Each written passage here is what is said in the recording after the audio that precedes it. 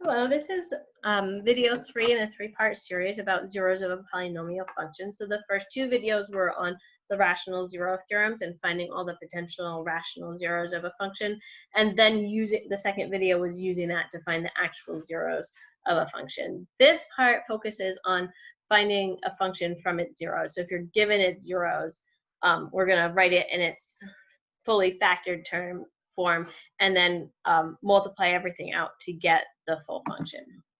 Okay, so if c is a zero of f of x, then x minus c is a factor of f of x. So we're going to write, when we're given the zeros, we're going to write x minus c and write it in its fully factored term. The other thing that we have to remember that is if a plus bi is a root with a real coefficient, then a minus bi is also a root. So you'll recall that this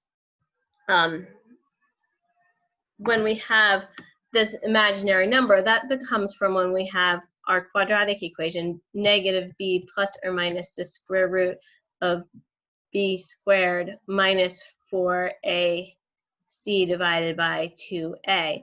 So the imaginary number comes from when this part, the determinant under our radical sign, our square root sign, is negative, and we're always going to have the plus or the minus of this. So usually they only give you one, but you have to find both of them, or you have to include both of them. Okay, so let's take a look at an example. We have this example that f of x is equal to negative, find f of x if negative 3 and I is their zeros, and f of 1 is equal to 8. So we're going to write, this is our c, this negative 3 is our c, so we're going to write x minus c. X minus negative 3 becomes x plus 3.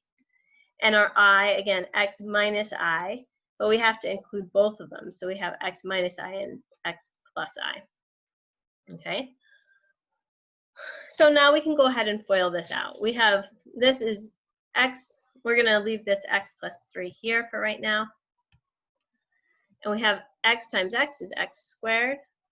X times I is ix, but then we have x times negative I, which is negative ix, so those terms are going to cancel out, and then we have negative I squared. Okay, so negative I squared, what is that? We come across that all the time when we're working through these problems where we have i's as zeros.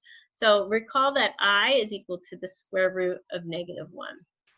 Okay, so if we do I squared, this is equal to the square root of negative 1 squared. So I squared is equal to negative 1.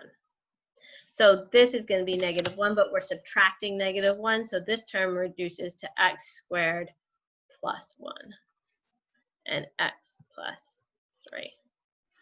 Okay, I'm going to erase this little commentary over here. Okay, so now we can FOIL this out. We get x cubed, let's see, we do the x times x squared, we get x cubed. We do 3 times x squared, we get plus 3x squared. We do x times 1, and we get plus 3, or plus x, and 3 times 1 is plus 3. Okay, we always have a constant out here.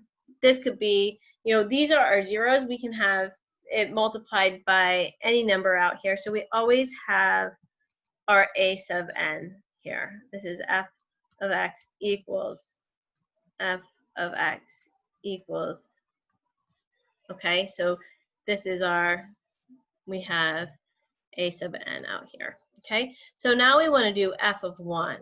F of 1 is going to equal a sub n times 1 cubed is 1, 3 times 1 squared is 3, plus x is 1 plus 3, and they tell us that this is equal to 8. So 1 plus 3 plus 1 plus 3 is equal to 8 times an is equal to 8, so an is going to equal 1.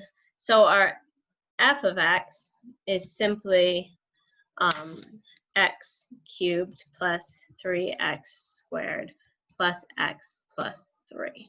Okay, so we always want to go back and check if we have the right constants in there by plugging in the point that they give us and finding what our a sub n needs to be.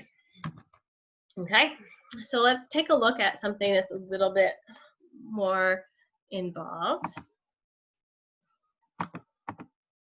Okay, so here we have find f of x if negative 2, 5, and 3 plus 2i are zeros, and f of 1 is equal to negative 96. So again, these are all of our c's, and we're going to put x minus c for all of these. So hold on just a minute, annotation. So we have f of x equals a sub n times x minus negative 2, so this is x plus 2, x minus 5.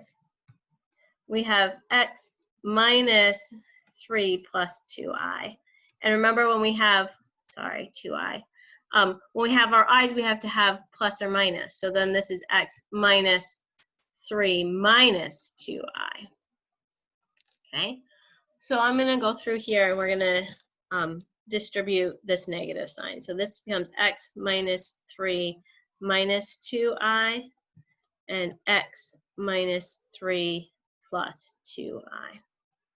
And all of this is x plus 2, x minus 5, a sub n is equal to f of x. Okay, so we can go through and FOIL all of this out. We're going to do x times x, that gives us x squared. X times, make sure I did do this the right way that I did it in my notes so we don't get all confused. Yeah. X times negative 3 is negative 3x. X times 2i is plus 2ix. And then negative 3 times x is negative 3x. Negative 3 times negative 3 is plus 9. Negative 3 times 2i is negative 6i. And now we're going to multiply all of the terms by negative 2i. So we have negative 2ix. This was a plus 2ix. We have negative 2i times negative 3. This becomes minus 6i. And negative 2i times positive 2i becomes negative 4i squared. So we're going to simplify this. We have, let me just go here, plus 2i minus 2i. Those terms are going to cancel. Minus 6i plus 6i, those terms are going to cancel. This 4i squared minus 4i squared becomes, what do we have? We have negative 4 times negative 1. This becomes plus 4. Okay? And then these are our similar terms. Negative 3x plus 9 plus 4. So all of this simplifies down to x squared minus 6x plus 13. And x,